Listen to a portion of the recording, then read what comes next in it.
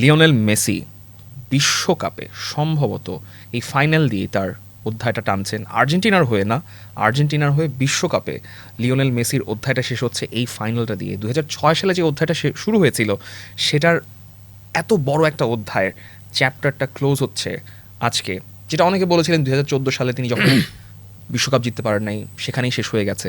হয়তো আপনি তখনও বলেছিলেন সেই কমেন্টেটরের মতো সন্দেহ করে যে লিওনেল মেসি তো বিশ্বকাপ আর খেলতে পারবে না, তার বয়স হয়ে যাবে 35।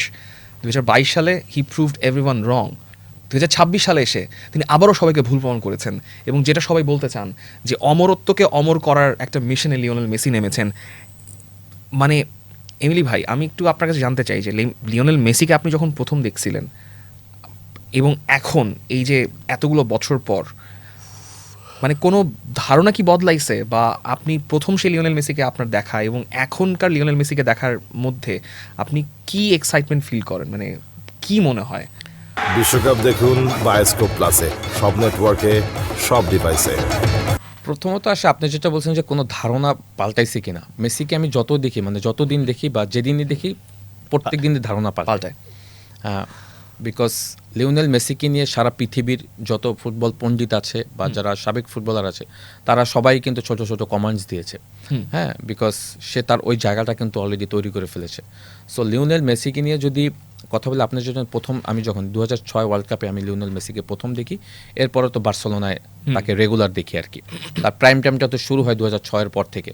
হ্যাঁ, তারপরে আসলে মেসির মানে প্রতিদিন নতুন নতুন মেসিকে দেখি আর কি। মেসির প্লেইং স্টাইল বলেন বা তার গোল দেখেন, গোলগুলি দেখি বা তার অ্যাসিস্টগুলি দেখি, তার চরিত্র মানে অফ দ্য ফিল্ড তার ক্যারেক্টার দেখি। হ্যাঁ, মেসি তো আসলে অ্যাজ এ ফুটবলার হিসাবে বিশ্লেষণ আমরা সবাই বিভিন্নভাবে ডিসক্রাইব করি, বাট মেসি কিন্তু একজন যে মানুষ, মানে অ্যাজ এ হাম্বেল পারসন, মানে একজন এই লেভেলের একজন মানুষ কিভাবে এত হাম্বেল থাকতে পারে, এত ফ্যামিলি ম্যান হিসেবে থাকতে পারে, এত অর্গানাইজ থাকতে পারে, আনবিলিভেবল, আনপ্যারালাল। তার ওই জায়গা থেকে আমার মনে হয় যে এটা মেসিকে সবসময় বলে যে অন্য গ্রহের মানুষ। এই জিনিসগুলি কিন্তু অন দ্য ফিল্ড না, অফ দ্য ফিল্ডেও কিন্তু তার এই যে চরিত্রগুলি তাকে কিন্তু অন্য উচ্চতায় নিয়ে গিয়েছে। আদারওয়াইজ লাস্ট 20 থেকে 22 বছর সে যেভাবে ফুটবল খেলছে, যে কম্পিটিটিভ ফুটবল খেলছে, তার অনেক মেজর ইনজুরিতে পড়ার কথা ছিল, বাট সে কিন্তু কখনো ওই ধরনের মেজর ইনজুরি কিন্তু তার ধারে কাছেও আসতে পারেনি।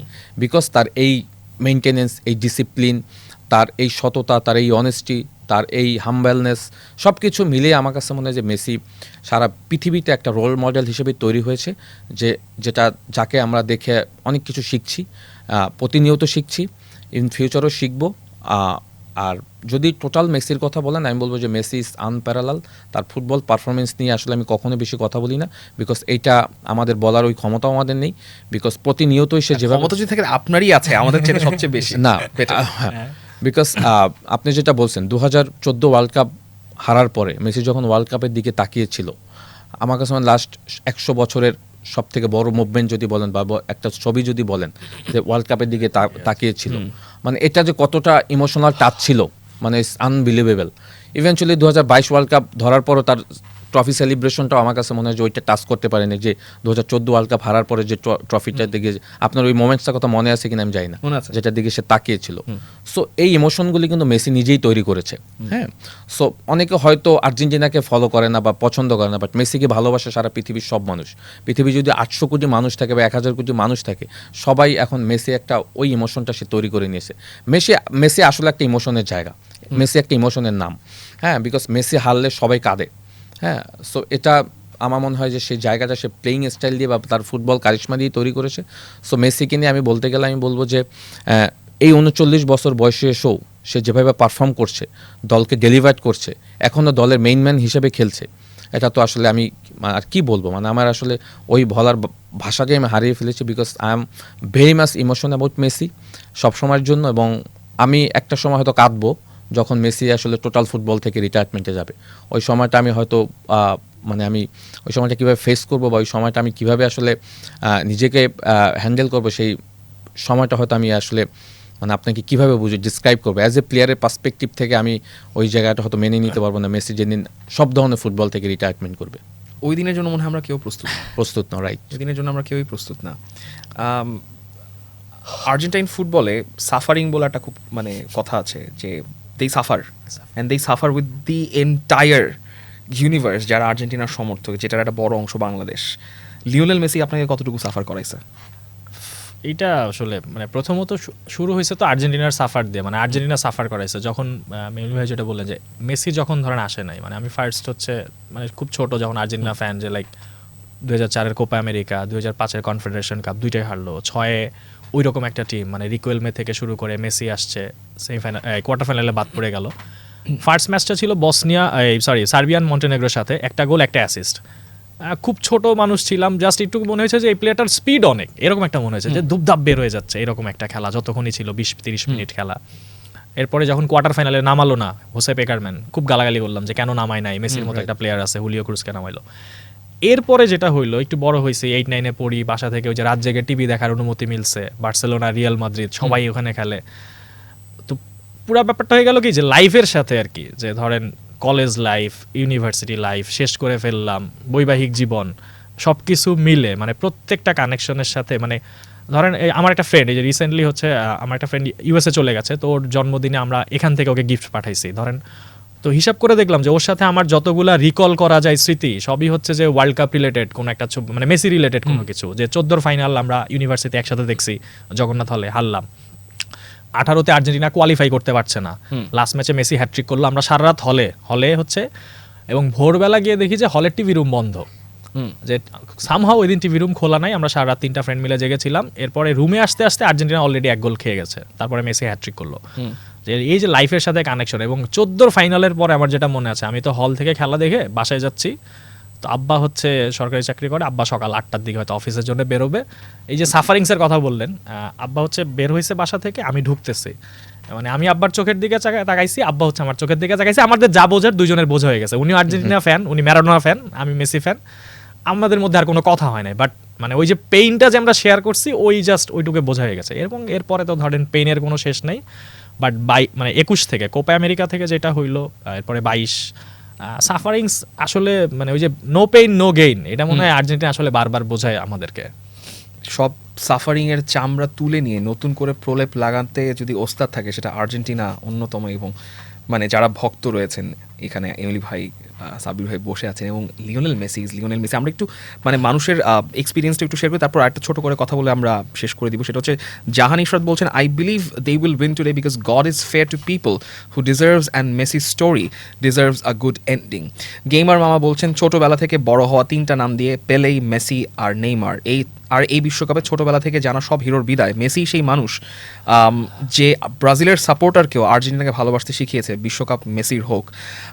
অনাবিল সজল বলছেন, 2014-তে আমি তখন ইন্টারে পড়ি, ফাইনালে হারার পর এখনও মনে আছে, চোখে পানি না আনার কত চেষ্টা করে চুপ করে শুয়ে থাকি সেহেরিতে, শুধু পানি খেয়ে, সেই রাত কখনো ভোলার নয়। স্বয়ং সৌরভ, 14 বিশ্বকাপে ইরানের বিপক্ষে করা মেসির প্রায় মাঝমাঠ থেকে করা গোলটা আমার কাছে স্মরণীয়। জাহানির সাথে আবারও বলছেন, and life always make sense in reverse, so people will realize why he is so good, because he had to win 2 world cup for his country, একটা মানে এখন তো জিতেছেন, so he has to be that good as a person as well. আমি জানি না, মানে আবার বলছেন 43 বছর কি টু মাচ হয়ে যাবে কিনা 7ম বিশ্বকাপ খেলার জন্য। লিওনেল মেসি লাইক 2014 ওয়ার্ল্ড কাপে যখন তিনি ফাইনালে ওই পেনাল্টি বলছি কি ফ্রি কিকটা মিস করলেন লাস্ট, তখন আমি 21-এ হলে খেলা দেখছি, অ্যান্ড আমি অন্ধকারে যে চোখে মুখে পড়ে যায়, একটা ছাপ পড়ে যায় অন্যান্য মানুষের মাঝখানে, একটা বিষাদের ছাপ, সেটা আমি জাস্ট অন্ধকারের মধ্যে দেখতে পাচ্ছিলাম, যে it was visible in everyone's. There was a certain person, যার নাম আমি নিব না, সে ওখান থেকে ফোন হাতে দিয়ে অজ্ঞান হয়ে পড়ে গেছিল চেয়ার উল্টায়, এবং সেই কারণে ওই দিন ব্রাজিল সমর্থক এবং সুডো জার্মানি সমর্থক ওই দিন রাতে 21-এ হলে কোনো গন্ডগোল করে নাই। ওই রাতে একটা গন্ডগোল হইতে পারতো, মানে এরকম একটা অবস্থা বোঝাচ্ছিল। ওই রাতে কোনো গন্ডগোল হয়নি, কারণ ওই ছেলেটা অজ্ঞান হয়ে পড়ে গেছিল, কারণ আর্জেন্টিনা বিশ্বকাপ জিততে পারে নাই। অ্যান্ড 16-র কোপা আমেরিকার ফাইনালে আমি যার সাথে খেলা দেখেছিলাম, সেই ভদ্রলোক ফুপিয়ে কাঁদতেছিলেন। তার কিন্তু বাবা মারা গেছিলেন, তার বাবা মারা যাওয়ার সময় এরকম করে কাঁদে নাই। চিলের সঙ্গে সেকেন্ড কনজিকিউটিভ ফাইনাল হারার পর এভাবে ফুপিয়ে কাঁদছে, মনে হচ্ছে যে কেউ একজন কাছের মারা গেছে। লিওনেল মেসি, আর্জেন্টিনা যেভাবে এই ভক্তদেরকে এত কাঁদাইছে, এত সাফার করাইছে, আপনাদেরকে সে বিশ্বকাপটাও সে দিয়ে গেছে, কোপা আমেরিকাটাও দিয়ে গেছে। মানে আমি জানি না লিওনেল মেসি আর কীভাবে আসলে সেলিব্রেট করা যাবে আলটিমেটলি এই ওয়ার্ল্ড কাপের পর। না, লিওনেল মেসি তো আসলে মানে একটা ইমোশন, একটা সবাই জায়গা থেকেই। হ্যাঁ, আপনি যদি দেখেন 2016 কোপার কথা বলছেন, এটা হারার পরে চিলির সাথে পেনাল্টি মিস করলো, হ্যাঁ জিততে পারলো না, তারপরে কিন্তু সে রিটায়ারমেন্ট সে ডিক্লেয়ার দিয়ে দিল সে আর ইন্টারন্যাশনাল ম্যাচ খেলবে না। ইভেনচুয়ালি আর্জেন্টিনার যারা ফ্যান রয়েছে তারাও কিন্তু মেসিকে প্রচণ্ডভাবে দোষারোপ করলো। বাট পৃথিবীতে তো মেসিকে আল্লাহ পাঠিয়েছে, তার যে অ্যাচিভমেন্টগুলি করবে সেগুলি তো লিখে পাঠিয়েছে, তো সেইগুলি তো তখন বাকি ছিল। সো আমরা একটা সময় ধরে নিয়েছিলাম সে হয়তো ইন্টারন্যাশনাল এরিনা তার ব্যাক করবে না, বাট ওর পরে হিস্ট্রি তো আমরা সবাই জানি। যখন লিওনেল স্কলোনি কোচ হলো, তাকে বার্সেলোনায় গিয়ে তাকে ম্যানেজ করলো, আইমার ওয়াল্টার সবাই মিলে গিয়ে তখন যখন তার সাথে তাকে কনভিন্স করলো, তারপরেই তো আসলে তার উত্থানটা আবার নতুন করে শুরু হলো। 2021 কোপা আমেরিকা চ্যাম্পিয়ন, তারপরের কোপা আমেরিকা আবার চ্যাম্পিয়ন, তারপর মাঝখানে ওয়ার্ল্ড কাপ চ্যাম্পিয়ন, তারপর আবার কোপা আমেরিকা চ্যাম্পিয়ন হলো। এরপরে গল্পটা তো আমরা সবাই জানি। মেন এই কথাটা এই কারণে বললাম যে মেসিকে পৃথিবীতে আল্লাহ পাঠিয়েছে তার ওই অ্যাচিভমেন্টগুলি মানে শেষ করার জন্য, কিন্তু সে ওই সময়টা রিটায়ারমেন্ট থেকে ব্যাক করলো, তারপরে আর্জেন্টিনার হয়ে আবার ট্রফি জেতা শুরু করলো। আর্জেন্টিনার মানুষ একসময় এখন ম্যারাডোনাকে ভুলে সবাই এখন মেসি করা শুরু করলো। রোজারিওতে মেসির নামে অনেক কিছু হয়ে গেল, যে রোজারিওতে আমার কাছে মনে হচ্ছে যে মেসির নাম উচ্চারণ করতো না, একটা সময় হেড করা শুরু করলো। সো এগুলি তো মেসি আমার মনে হয় যে তার পারফরমেন্স দিয়েই কিন্তু এগুলি করেছে। সো যেটা বললাম যে এই 39 বছর বয়সেও মেসি আসলে বিশ্ব ফুটবলকে যেভাবে এন্টারটেইন করছে, আমরা তো ডেফিনেটলি মেসির কাছে সারা জীবনের জন্য কৃতজ্ঞ থাকবো, সারা ফুটবল বিশ্ব কৃতজ্ঞ থাকবে। ইভেনচুয়ালি আমি যেটা মনে করি যে মেসি ফুটবল খেলা ছেড়ে দিলে ফুটবল অনেক কিছু হারাবে। মেসির হয়তো কিছু হবে না, মেসি রিটায়ারমেন্টের জগৎ, ফুটবল ডেফিনেটলি অনেক কিছু হারিয়ে ফেলবে। অ্যাবসলিউটলি। সাবির ভাই, লিওনেল মেসিকে একটা বিশ্বকাপ জিততে দেখতে চান? না, তা তো অবশ্যই চাই, মানে অবভিয়াসলি। বাট ব্যাপারটা হচ্ছে যে এখন এরকম স্টেজে দাঁড়াইছে যে মানে জিতলে তো খুবই ভালো, আইসিং অন দ্য কেকের উপরেও কোনো কিছু থাকে, এরপর আরো কিছু থাকে যেটা আমি জানি না আসলে ডেজার্টের পর ডেজার্ট কি হতে পারে। বাট না জিতলেও আসলে মানে ব্যাপারটা হচ্ছে কি, একটা সময় তো শেষ হইতে হয় সবকিছু। বাট এই যে জার্নিটা, আমরা বলি না যে মানে থ্যাংক গড যে ইট হ্যাপেন্ড এবং in our life time. Right, মানে আমি, আপনি, এমিলি ভাই, আমরা মোটামুটি পুরো 20 বছরটাই দেখতে পারলাম। হয়তো অন্য একটা জেনারেশন, ধরেন এখন যারা আসছে, হয়তো নেক্সট প্লেয়ার আরো আসবে, বাট এইসব প্লেয়ার আসতে তো একটা সময় লাগে, একটা স্প্যান লাগে। ধরেন পেলের পরে অনেকদিন পরে ম্যারাডোনার অনেকদিন পরে হচ্ছে লিওনেল মেসি, বা মাঝখানে হয়তো জিদানের নাম বলতে পারেন বা প্লাতিনি, বা একটা স্টেজ ছিল। বাট মানে 20 বছর ধরে রোনালদোর নামও আনতে হয়, কারণ একজন আরেকজনকে পুশ করেছে, এই রাইভালরিটা দেখা এবং মেসিকে দেখা, সেই সুযোগটা পাওয়া, এইটা আসলে মানে লাকি, অনেক লাকি। এবং যেটা দিয়ে গেছে আর কি, মানে সাফারিংস দেখেন, যে সাফারিংস তো তার নিজেরও সাফারিংস, মানে 6 থেকে শুরু করে ধরেন 21 পর্যন্ত 15 বছর নিজেই সাফার করলো। একটা সময় আর্জেন্টিনাতে বোধহয় আমার মনে আছে কোন একটা জরিপে ছিল লাইক তেভেস তখন ওদের সবচেয়ে ফেভারিট প্লেয়ার, মেসি বোধহয় টপ 3-তে নাই বা 7-8-এর দিকে। তো 21-এর কোপা আমেরিকার পর থেকে সবকিছু চেঞ্জ হলো। এবং একটা সময় তো মানে ইভেন হয়তো আর্জেন্টিনার অনেক ফ্যানরাও হয়তো একটু ডাউট করতো যে ঠিক আছে, is he that good enough, যে ঠিক আছে বার্সেলোনায় তো অনেক কিছু করছে, সেখানে আরো অনেক প্লেয়ার আছে। বাট 14 ওয়ার্ল্ড কাপটাই যদি দেখেন, 14 ওয়ার্ল্ড কাপের ওই দিন হচ্ছে ফাইনালের আমি 11-টা দেখছিলাম, লাইক এনজো পেরেজ, তারপরে হচ্ছে ডেমিচেলিস, তারপর হচ্ছে গ্যারাই, বিগলিয়া, এরকম একটা টিমকে নিয়ে সে ওয়ার্ল্ড কাপের ফাইনালে গেছে। মানে অনেকে বলে না যে আচ্ছা টিম ভালো পাইলে হয়তো যাওয়া যায়, ভাই টিম এরকম পাইলেও যাওয়া যায় যদি আপনার মদ্রিচের কথাই দেখেন আপনি, মদ্রিচ তো ক্রোয়েশিয়াকে নিয়ে গেল ফাইনাল পর্যন্ত নিয়ে গেছে না। আমরা তো হয়তো মেসি রোনালদোর পরের লিস্টে বা কি বলবো পেলেদের পরের লিস্টে মদ্রিচকে রাখি। সো এটা সম্ভব। এবং এর পরে যে স্কালোনি আসার পরে আমার মানে আরেকটা ব্যাপার যেটা মনে হতো যে মেসি আসলে ওইরকম লিডার কিনা, এটাও একটা জিনিস মনে হতো যে আপনার ওই লিডারশিপ কোয়ালিটিটা দরকার আছে একটা প্লেয়ারের, এটাও অনেক সময় বলা হতো। বাট আমার কাছে মনে হয়েছে কি যে মেসি খুবই ভালো লিডার, কিন্তু ওকে ওই বিলিফটা দিতে হয় যে ইউ আর আওয়ার লিডার। মানে অনেকের হচ্ছে না ট্র্যাডিশনালি হয়তো আসে না, মানে নর্মালি অনেক আছে না যে গিয়ে একটা জায়গা জমায়ে ফেললাম, এরকম কিছু ক্যারেক্টার আছে যে ধরেন আপনার সাথে প্রথম দেখা প্রথম দিনে জমায়ে ফেলবে, আর কিছু আছে যে 1 দিন 2 দিন 3 দিন মিশবে, এরপর দেখবেন যে না ওর তো অনেক ট্রেটস আছে, ও তো অনেক মজার। আমার কাছে হচ্ছে মেসিকে ওই বিলিফটা দিতে হয়েছে আর্জেন্টিনার, সেটা স্কালোনি, হয়তো আর্জেন্টিনা ফুল ফেডারেশন, এই টিমটা, ইভেন এই যে সেমিফাইনাল ম্যাচটা যেটা দেখছিলাম একটা ভিডিও, যে ইংল্যান্ড টিম মাঠে ঢুকছে একজনের মতো ঢুকছে, এরা কিন্তু একই সাথে আবার সেই একই সাথে সেই বিলিফটা দিয়েছে।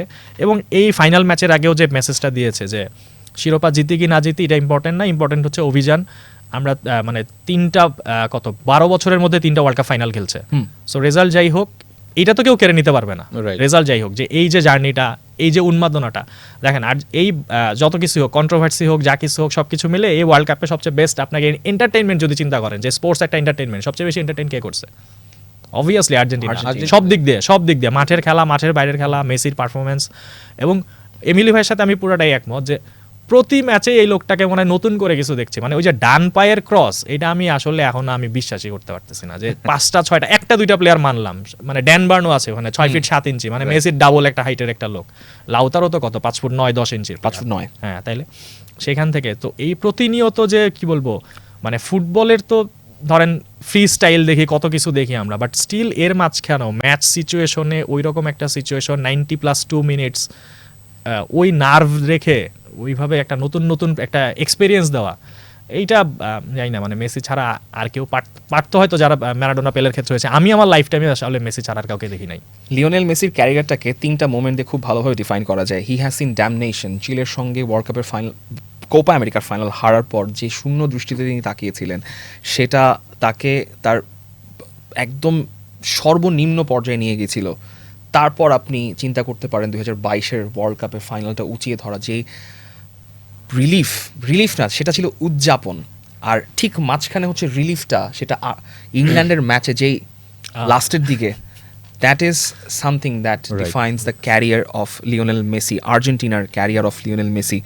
যারা লিওনেল মেসির জন্য প্রার্থনা করছেন, দোয়া করছেন, হয়তো কোনো একটা চ্যাপ্টার, কোনো একটা গল্প সুন্দর হয়ে শেষ হতে পারে, খারাপ হয়ে শেষ হতে পারে, কিন্তু এটা মনে রাখা জরুরি যে Lionel Messi happened in our lifetime. That is the most important thing to remember, to recall, and we should always celebrate Lionel Messi. বিশ্বকাপ দেখুন বায়োস্কোপ প্লাসে, সব নেটওয়ার্কে, সব ডিভাইসে।